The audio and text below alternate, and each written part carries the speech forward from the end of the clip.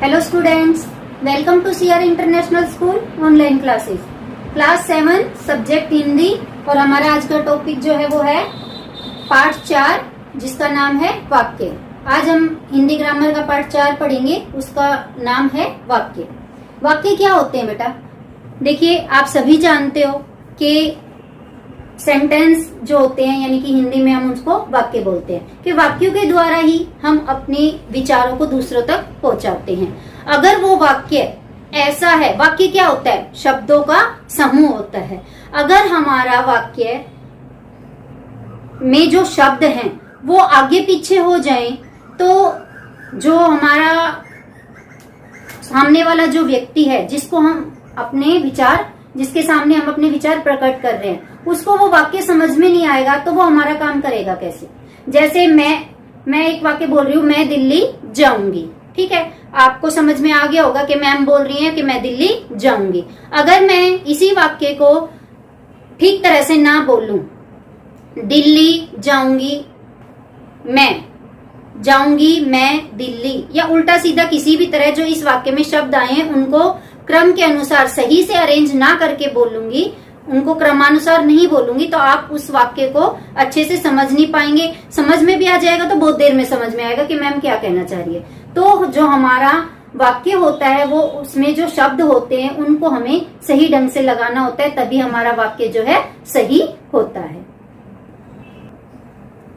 तो आपको समझ में आ गया होगा कि वाक्य क्या होते हैं। देखिए, वाक्य शब्दों का एक ऐसा समूह जिसका अर्थ एवं अभिप्राय स्पष्ट हो वाक्य कहलाता है। जैसे मैं दिल्ली जाऊंगी, ये हमारा वाक्य जो है सार्थक है और दूसरों को आराम से समझ में आ रहा है। अगर इसी वाक्य को हम इस तरह लिख दें, जाऊंगी दिल्ली में, ठीक है, हम लिख दें जाऊंगी दिल्ली में, तो जो सुनने वाला है उसको ये समझ में अच्छे से नहीं आएगा और वो हमारी बात को पूरी तरह नहीं समझ पाएगा। तो हो सकता है वो काम हमारा गलत भी कर दे। तो ये जो है हमारा शब्दों का जो समूह है वो सही नहीं है, तो हम इसको वाक्य नहीं कह सकते हैं।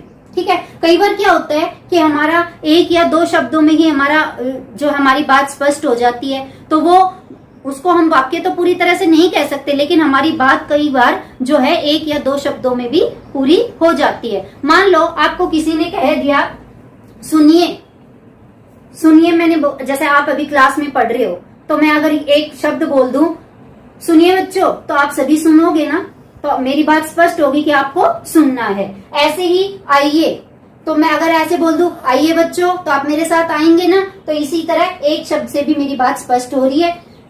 आपको मैं बोल दूं कि समझ में आ गया, तो आप कहेंगे हाँ आ गया समझ में। तो एक हाँ शब्द से भी जो है हमारा जो कहने का जो तात्पर्य है वो समझ में आ रहा है। समझ में आ गया। अगर आप ना बोलते हो तो मेरे को आपकी बात एक ना से ही स्पष्ट हो जाएगी कि इनको समझ में नहीं आया है। अगर मैं पूछूं क्यों, समझ में आ गया, आपने बोला ना, मैंने कहा क्यों, तो आप उसको बताओगे। क्यों से ही आपको पता लग गया कि मैडम क्या पूछना चाह रही है। तो कई बार एक या दो शब्दों से भी हमारी जो है बात दूसरों को समझ में आ जाती है। तो मैंने जैसे आपको दोबारा समझा दिया, मैंने बोल दिया, आपको समझ में आ गया, आप बोलते हो यस मैम, हाँ आ गया मैम, तो मैं बोलूंगी चलिए तो हम आगे चलते हैं, तो आप बोलोगे जी अच्छा चलिए। जैसे इसी तरह हम किसी भी बात को स्पष्ट करते हैं कि मैं आपके घर चलूं, हाँ जी अच्छा चलिए, तो आप बोलते हो ना। तो इन दो वाक्यों से या एक शब्द से भी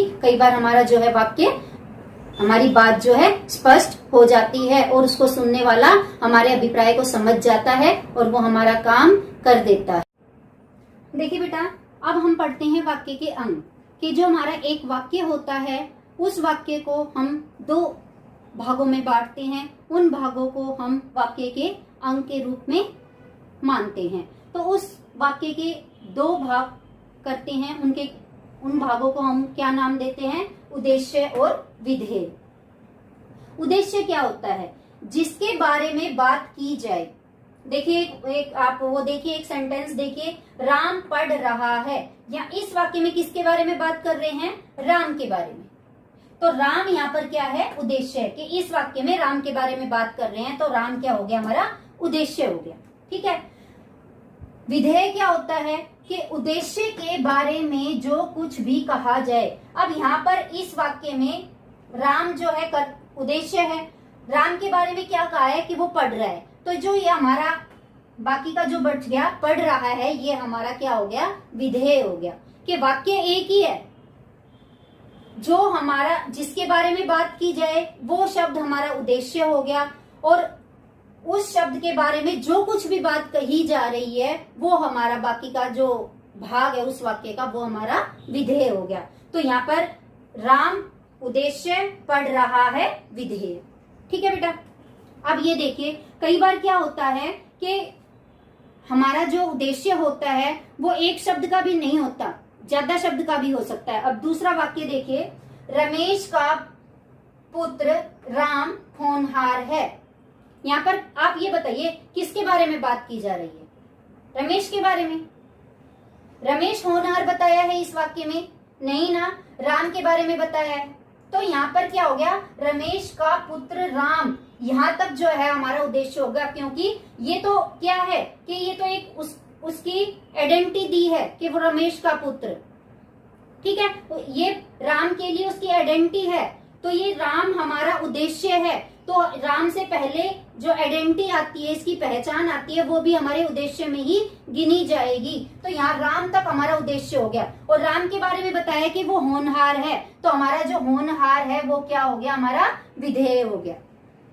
आप ये देखिए कि हमारा जो आप ये कहोगे मैडम आपने यहाँ पर तो राम उद्देश्य बताया और यहाँ पर आपने इतना सारा बता दिया, तो यहाँ पर जो ये राम है, राम उद्देश्य है, यहाँ पर इस उद्देश्य का विस्तार हुआ है। विस्तार का मतलब हमारे उद्देश्य को बढ़ा दिया गया है। ठीक है, इसको और भी बढ़ा सकते हैं। मान लो यहाँ पर हम गांव का नाम दे दें कि प्राणपुरा का रमेश का पुत्र राम, तो और भी हमारे उद्देश्य का विस्तार हो जाएगा। ऐसे ही विधेय का विस्तार भी होता है। मान लो मैं अभी यहाँ लिख दूं, रमेश का पुत्र राम होनहार है, इसलिए वह हमेशा प्रथम आता है। तो होनहार से लेकर प्रथम आता है तक आपका पूरा क्या होगा, विधेय होगा। तो यहाँ पर हमारा विधेय का विस्तार हो रहा है, यानी कि हमारा विधेय जो है बढ़ गया है, बढ़ा दिया गया है। यानी कि जिसके बारे में बात की जा रही है, जो बात की जा रही है जिसके बारे में, उस बात को बढ़ाकर बताया गया है, तो वो हो गया हमारा विधेय का विस्तार। इसी तरह हमारा उद्देश्य का विस्तार भी होता है, अभी मैंने बता दिया, और विधेय का भी विस्तार होता है। तो आप ये देखना कि जहां तक भी, जब तक कर्ता ना आ जाए उस वाक्य में, कर्ता को पहचानना जरूरी है कि इस वाक्य में कर्ता कौन है, और उसके कर्ता से देखो उद्देश्य में क्या आते हैं, कर्ता तथा कर्ता से संबंधित शब्द। अब यहाँ पर राम कर्ता है, इसी से ये संबंधित हो गए ना, कि राम अपने पापा से ही तो संबंधित था ना बेटा। तो ये जो राम है, राम से पहले इससे संबंधित ही है ये, तो यहाँ तक हमारा क्या हो गया, उद्देश्य।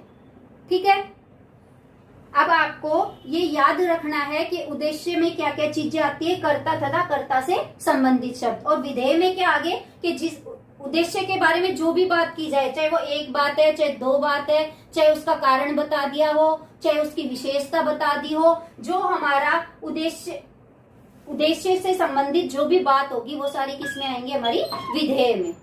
ठीक है बेटा, आज हम आप यहीं तक ही पढ़ेंगे कि वाक्य किसे कहते हैं, वाक्य के कितने अंग होते हैं, और उन अंगों का उनकी डेफिनेशन क्या है, और उनको कैसे पहचाना जाता है कि उद्देश्य कौन सा है और विधेय कौन सा है। देखिए बेटा, इसकी पीडीएफ में मैं आपको इस बुक की जब फोटो भेजती हूँ तो उसका मतलब ये होता है कि आपको इन पेजों को अच्छे से रीड करना है।